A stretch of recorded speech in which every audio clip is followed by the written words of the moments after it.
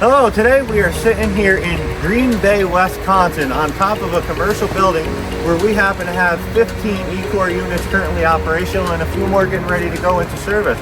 So join me while we take a quick tour of the rooftop here.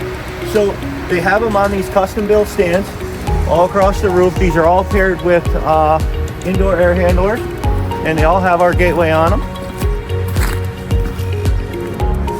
These have been functional for the past year, and they're adding more and more as they grow.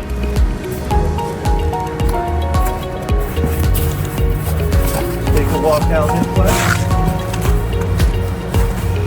and you can see over here to my left that they're continuing to put on more E-Core units every day.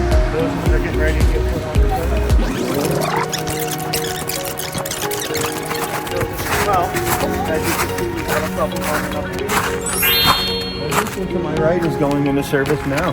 We're just testing to make sure everything is good with it. Thank you. Join us for the next one.